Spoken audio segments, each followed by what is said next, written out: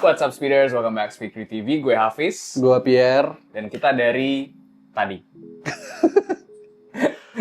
Yes. Benar. Jok lama banget. True.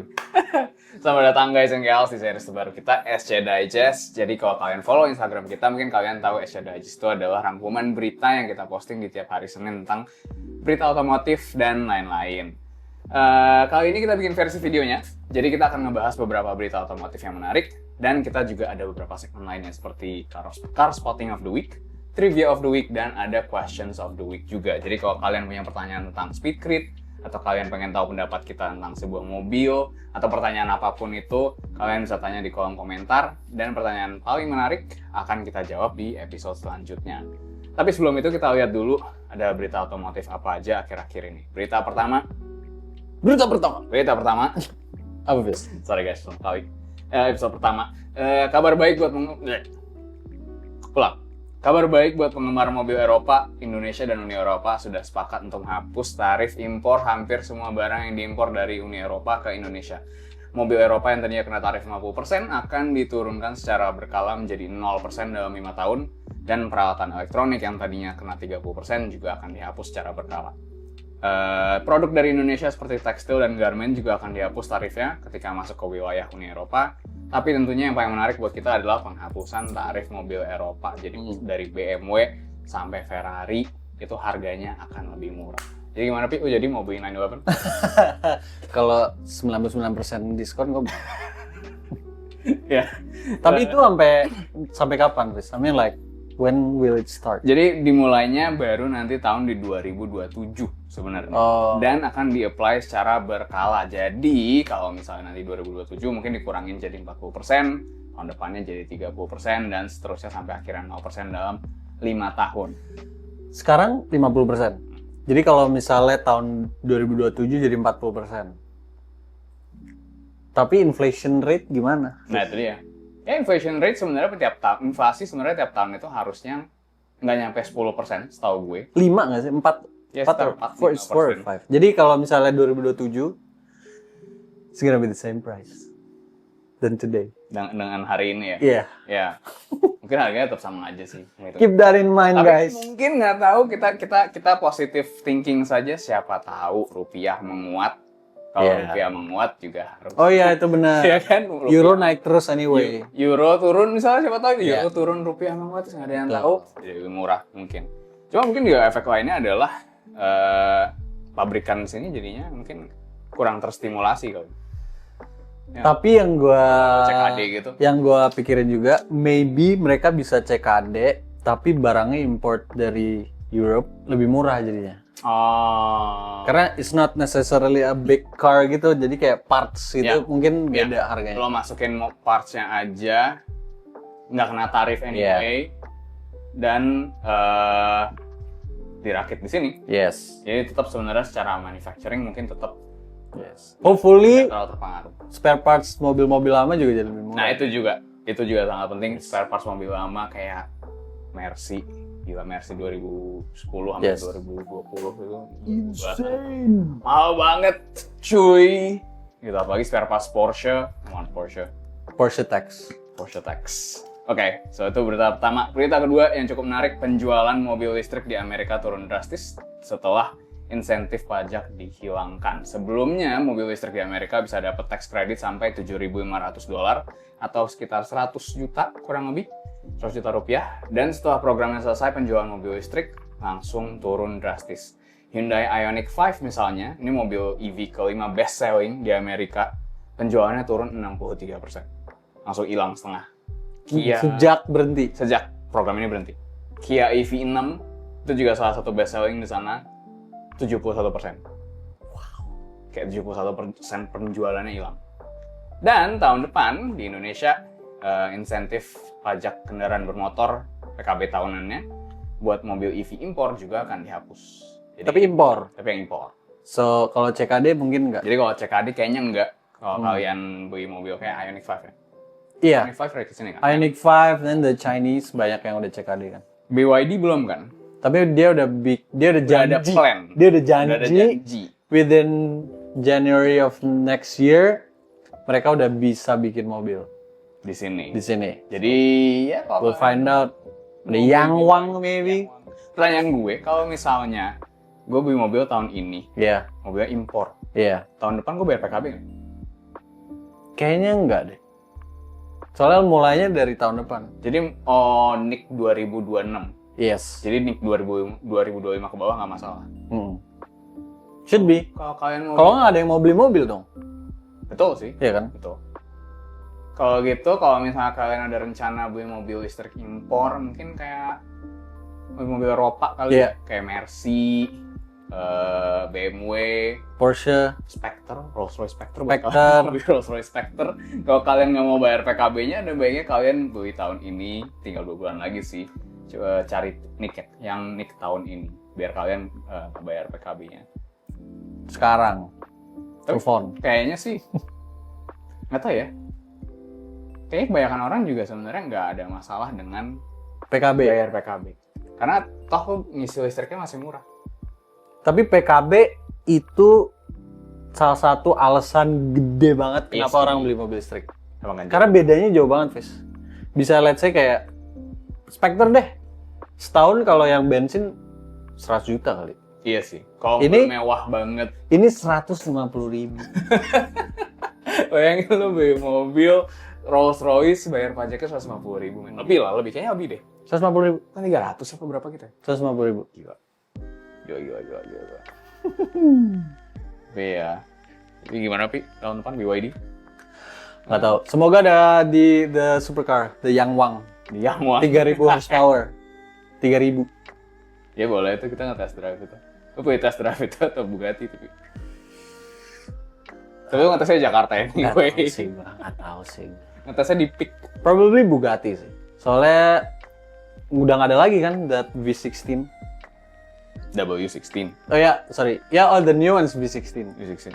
Tapi yang lama W16. Ini beritanya nggak ada di list gue sih. Cuma kemarin Porsche baru nge-file paten buat mesin W16. Lu lihat nggak? Oh ya, I know that. Yes. Jadi kalau misalnya di Veyron, itu mesinnya kan konfigurasinya W. Dia W tapi sebenarnya lebih kayak gini kan, Pi. Oke. Jadi kayak technically double V gitu kan? Kayak double V. Iya. Kalau ini gimana? Ini yang paten barunya tuh benar-benar ada tiga bank. Oh. Oke. Itu cukup menarik sih. Oke.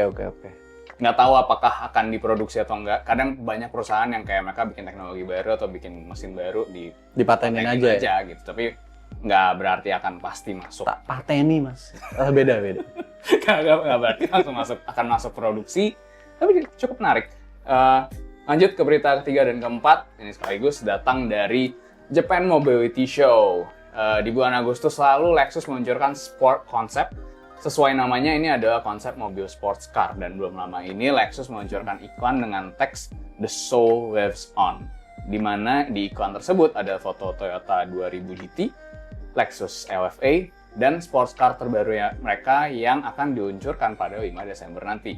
Selain itu, belum lama ini di channel Toyota Times, di channel YouTube Toyota Times, ada live stream yang membahas soal iklan ini. Dan Toyota memberikan teaser berupa perbandingan suara mesin 2000 GT, Lexus LFA, dan sports car terbaru mereka ini yang sepertinya akan memakai mesin V8. Coba gue cari videonya sebentar ya. Ada V8, bener. Namanya LFR. Beda ya mesinnya? V8. Mesin V8 yang UR ya kodenya sekarang. Toyota Boys mungkin lebih tahu. UR, UZ yang lama ya? UZ yang lama. Tapi I think it's gonna be the same engine deh, basically. Sama kayak LC gitu. Yes. LC 500. Nih. Ini 2000 GT. Oke. Close.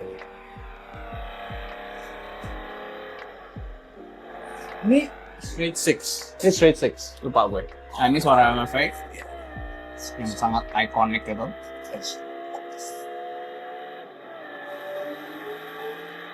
Dan ini suara mobil terbaru Lexus nanti. Okay, so it sounds exactly like the current V8 ya. V8 speed-nya sekarang banget kan. LC first time ada di Sebenarnya gue nggak tahu. Kalau yang di GS gitu. No, the one yang lawan M3 dulu apa namanya? ISF. ISF ya, ISF. harusnya sih sama ya mesinnya sama V8 itu. Selain itu dari Japan Mobility Show juga belum ada informasi teknis mengenai mobil ini, jadi kita harus tunggu sampai tanggal 5 Desember nanti. Selain itu, di live stream ini Toyota juga membahas soal strategi brand baru mereka, yaitu Century yang akhirnya sudah di-launching di Japan Mobility Show kemarin. Toyota meluncurkan secara resmi di situ dan menunjukkan mobil konsep yang berupa mobil coupe dengan ground clearance tinggi sayangnya. Jadi seperti SUV, tapi bodinya coupe, kayak Toyota Crown sebenarnya, Crown yang di Jepang. Lihat nggak lo? Ya. Kayak gitu. Pilihan ini dilakukan oleh Toyota untuk memberikan Lexus ruang dan fleksibilitas dalam mengembangkan mobil dan melayani segmen-segmen baru dengan brand Lexus. Jadi kayak misalnya Lexus LS kemarin, mereka ngeluarin versi baru, ya nggak sih, yang kayak ada van-nya, terus ada yang... So that van should be the new Alphard. No, kayak LM ya. Kayak Lexus LM. Jadi nggak tahu, kayaknya ada sedikit perubahan di strateginya Lexus, kita akan lihat berapa tahun ke depan. Kemudian dikutip dari Automotive News, ini akan si brand Century ini akan bersaing dengan brand seperti Bentley dan bahkan Rolls-Royce. Jadi brand yang benar-benar fokus ke luxury dan personalisasi. Ini belum official, ini dari Automotive News. Tapi untuk saat ini, ya belum ada kepastian juga kapan brand ini akan mulai dijual. Mobilnya pun kemarin masih konsep. Tapi gue seseorang yang sangat suka dengan LFA, gue justru lebih tertarik dengan LFA lu? Dengan Century. Oh iya? Iya. Karena lu LFA ya, gue suka banget LFA. Oh iya, oke. Lexus bikin LFA baru nih, penerusnya Iya, LFA. iya. Kayak ya nggak akan se-wow LFA gitu. Of course. Suara V10-nya, Of course. uniknya, apa segala macam, itu nggak akan se-unik LFA. Jadi You know why? regulations? No. Regulasi nggak sih? Menurut gue, gara-gara itu waktu dia bikin LFA is just engineering showcase. Karena mereka selalu rugi. Every car yang dia buat itu mereka total loss. Ya, Jadi bener all LFA out juga rugi sih. Ya kan? Sekarang nggak mungkin dong mereka bikin. Sekarang udah nggak mungkin. Iya, benar make sense. Jadi waktu mereka bikin LFA, waktu Lexus bikin LFA itu sebenarnya intinya adalah mereka mau engineering showcase, menunjukkan seberapa hebatnya Lexus gitu. Makanya kayak ya udah kita habisin budget, udah amat rugi. Iya. Biarin. Soalnya dulu mereka nggak punya the halo car. Nggak ada halo car gitu, nggak ada flagship car. Sekarang kan nggak mungkin. Jadi pasti oke, ini mobilnya mungkin harus dikompromi sedikit supaya Fancy mic. ya gitu lah guys, di belakang kamera ada hal-hal yang terjadi. Anyway, apa tadi ya? LFA. LFR yang baru. namanya kayaknya akan jadi LFR. Menarik, tapi kayaknya nggak akan selevel LFA. Jadi ya nggak apa-apa juga. Selalu menarik lah kalau misalnya ada yang bikin mobil sports coupe seperti Lexus LFR ini. Tapi gue lebih tertarik ke Century. Karena lo bayangin ya. The century of century. Century, gue mau beli obat nanti Century. Oh, mungkin. bisa. Boleh. Apa tadi gue mau ngomong apa? Century, enggak, lo bayangin Bentley, Continental GT gitu ya, 2 pintu, 4-seater, V8, tapi reliability-nya Toyota. Pasti orang Indonesia suka banget. Gue sih suka banget. Kayak the idea. That's the perfect car. Mau perfect GT buat orang Indonesia. Perfect Grand Tourer buat orang Indonesia. Kayaknya sih, kalau di konsepnya sih coupe SUV tinggi gitu. Gue sih berharap nantinya ada yang beneran coupe gitu ya. Yang pendek. Ini kayak X6 gitu. Ya. Kayak X6. Another. Terus hopefully nanti ada yang coupe beneran. Jadi kayak Bentley GT atau kayak apa yang dulu Wraith gitu kan, mesinnya pakai V8-nya Lexus gitu. Keren sih. Build quality. Tapi Century is the only Japanese car yang ada V12 loh. Ya. Tapi sekarang soal Century yang SUV itu udah V8. Nah. Jadi kemungkinan akan pakai itu anyway. Yang sedan masih V12. Sedan gue mau ngecek. Coba The GR Grumman itu? Grummenen. Yes. Masih? Nggak? Wait. Sekarang generasi berapa sih? Should be the last one. This one? Third generation, the V8. Oh, 2UR. 2UR FSE. Jadi kemungkinan Century, mobil dari brand Century nanti juga kayaknya mesinnya sih akan seperti ini. Cuma semoga Definitely gonna be hybrid dong. pasti hybrid. Pasti. Kayak Bentley aja sekarang udah hybrid. Kayak Toyota. Ya kan? Iya. Pasti hybrid. Tapi semoga mungkin powernya agak lebih gede. Kalau Century yang sekarang tuh powernya 431. Mungkin kalau misalnya nanti mereka bikin coupe gitu bisa di atas 500, torsinya gedein. Mungkin bisa pakai mesinnya yang baru ini nih. Dari the LFR. Bisa juga V8 gitu kan, Yes. torsinya gede. And then Tapi orang Indo build quality Century. Century, build quality Toyota yang bagus gitu Should ya. be last for a century ya. Terus reliable, 100 tahun sesuai namanya. Tapi kalau di Indo pasti orang nungguinnya the van, Ya, the FPV one. pasti. Jadi ntar ada Alphard, LM, and then the Century version. Of Mungkin ya. like, oh wow. Tapi kalau gue baca-baca, sebenarnya gue nggak tahu apakah akan sharing platform. Tapi Century ini nih kayaknya bakal lebih buat nyaingin Bentley dan Rolls-Royce. Jadi mobilnya tuh lebih ke personalisasi lah, nggak yang kayak mobil kayak ini Toyota tapi ganti badge itu nggak kayaknya. Gitu. Tapi nggak tahu. Sebenarnya ini semua belum ada statement officialnya dari Toyota. Ini lebih dari berita dari media-media yang sudah sempat ngobrol dengan petingginya Toyota. Tapi dari Toyotanya sendiri Belum official. belum ada statement brandnya nanti akan seperti apa secara detail. Ditunggu ya. Gitu. Toyota ditunggu. Toyota Indonesia kalau misalnya nanti ada mobil Century kita mau coba. Boleh. Will be nice. Yes. Oke, so itu berita-berita yang menarik di beberapa minggu terakhir. Masuk ke segmen selanjutnya yaitu adalah Car Spotting of the Week. Jadi udah lihat apa, Pi? Oke. Gua kemarin lihat this is sebenarnya nggak terlalu penting sih. Cuman entah kenapa gua nggak nemu mobil yang menarik. Oke. Yet gua pertama kalinya up close and personal gua pegang mobil prototype. Well. I don't know, it's a prototype. Some Chinese maybe. Oh, ini lagi ngetes. Kayak lagi parkir gitu. Oh. Di dalamnya ada orang. Terus gue deketin, Scale pegang. terus kayak gue pegang. And then orangnya cabut. Lu foto nggak? Enggak, gue takut kalau gue foto dimarahin. Sebenarnya nggak apa-apa lah. I don't know. Nggak apa-apa. Like, gue soalnya udah pengen megang aja gitu. Tapi ya, it's another SUV sih. So, Menarik. Gue juga beberapa kali ngeliat, tapi gue cuma ngeliatnya lewat doang. Kalau gue, ini bukan minggu ini sih, car spottingnya.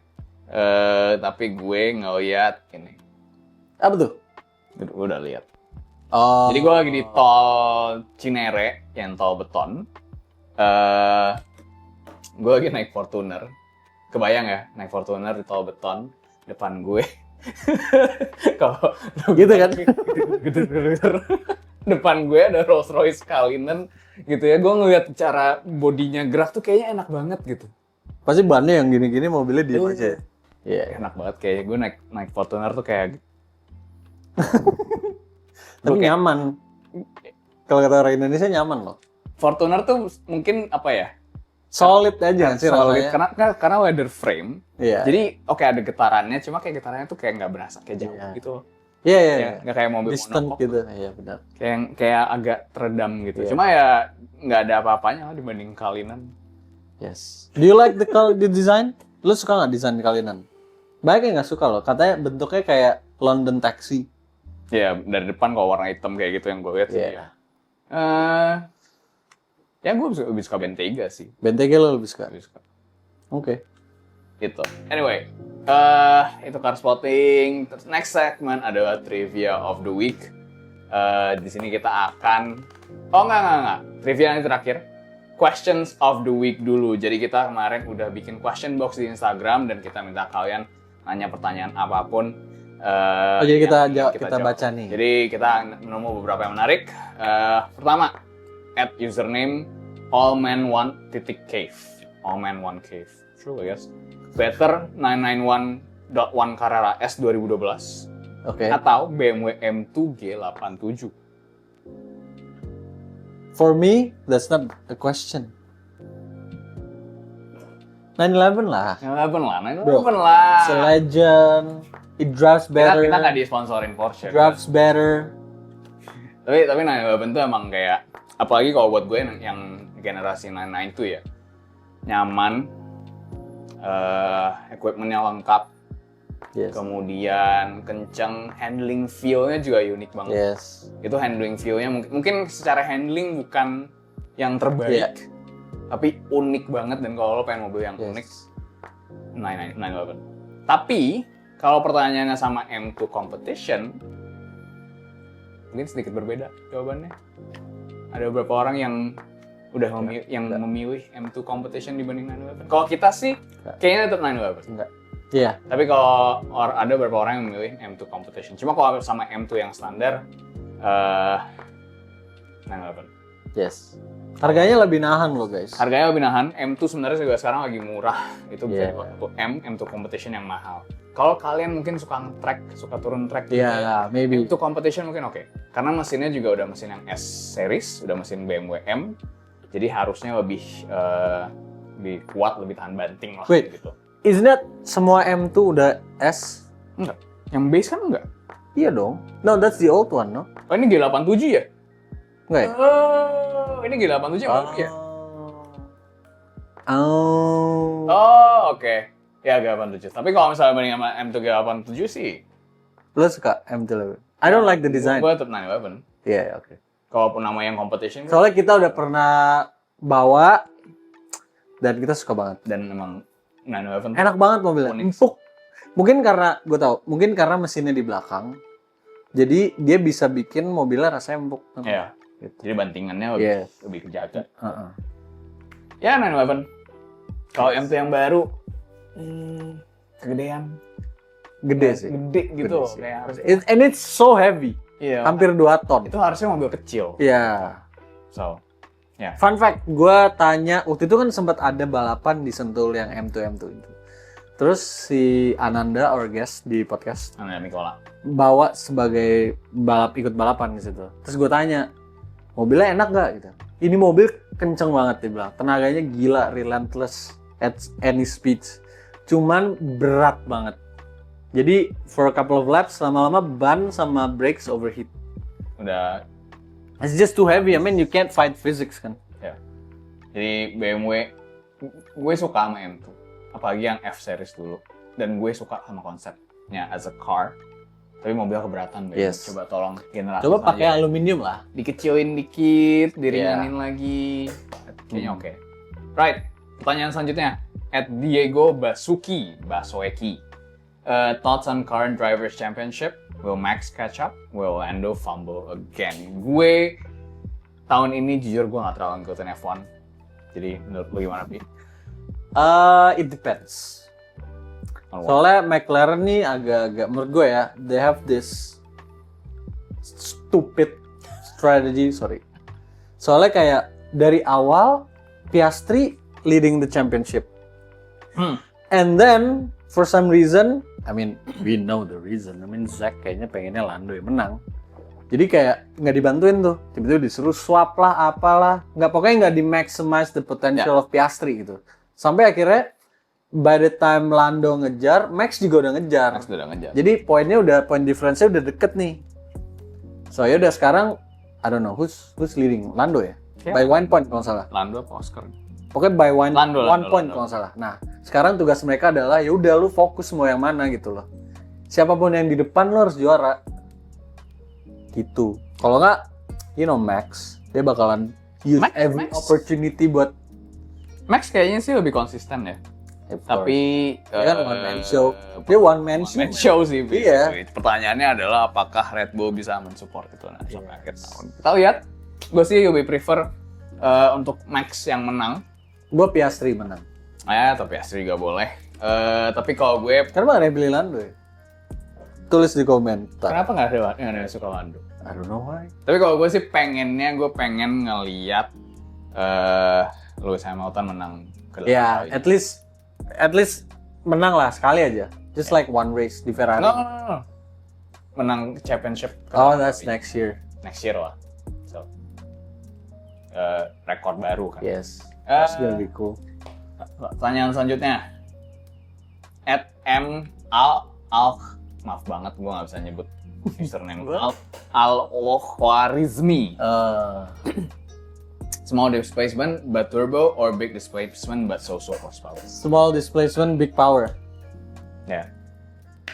Nggak salah sih. Kalau gede mesin nggak ada tenaganya mau jadi apa? Jadi panas doang. Slugging around gitu. Kayak mobil jadul gitu nggak sih? Nggak enak, sumpah. Pertanyaan selanjutnya @__Fakhri. Itu yang punya MG bukan? Bukan. Pas Ferrari. Second account. I'm still curious. No more event coverages or car meet videos because we really miss those.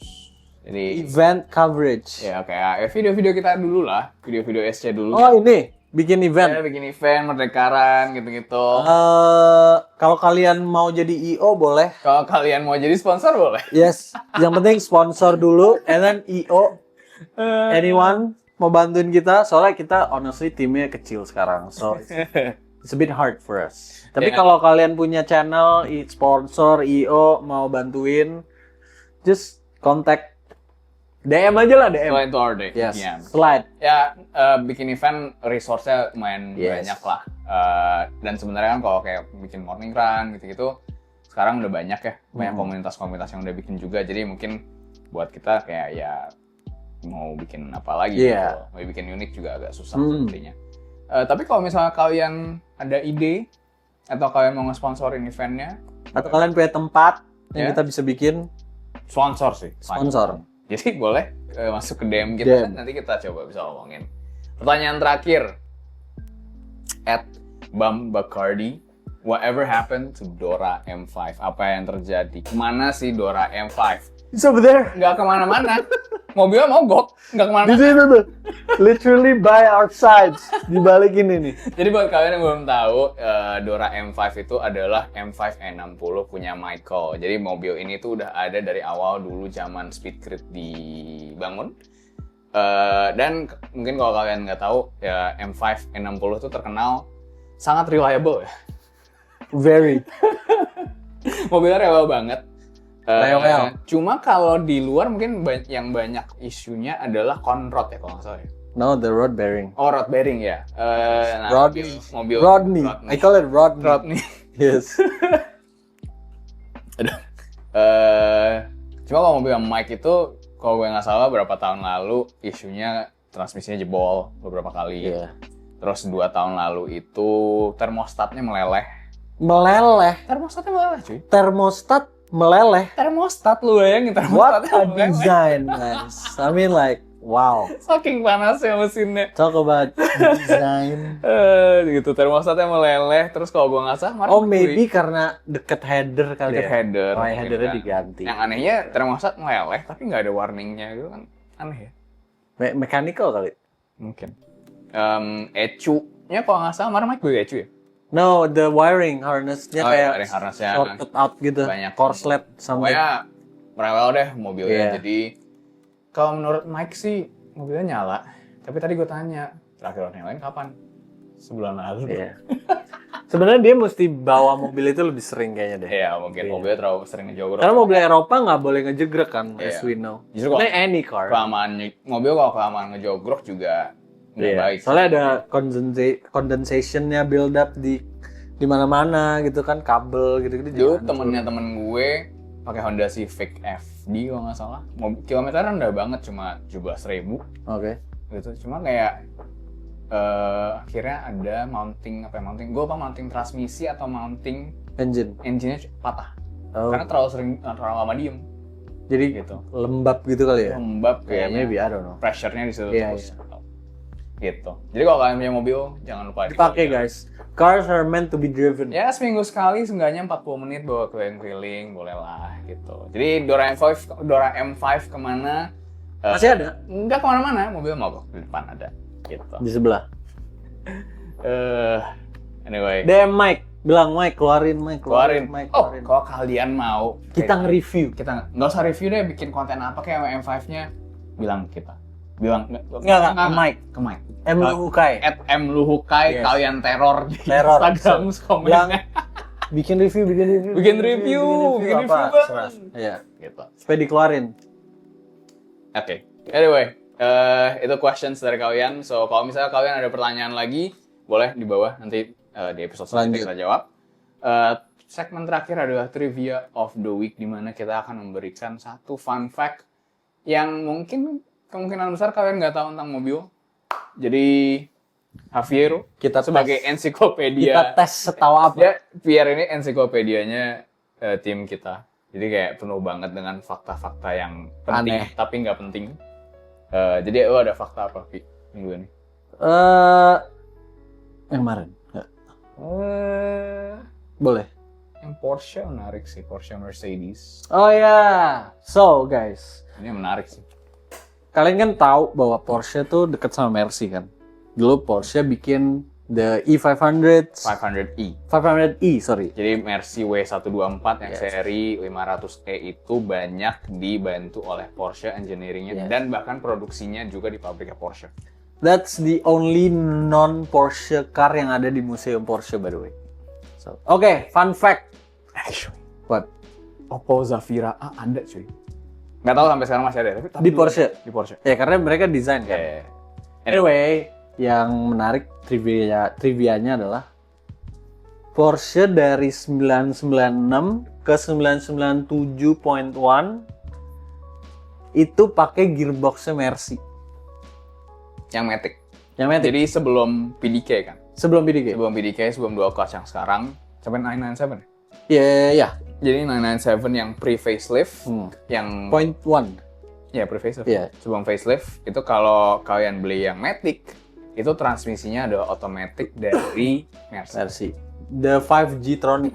5G? Oh, yes. 5G. Cuma 5 speed ya? Iya, 5 speed.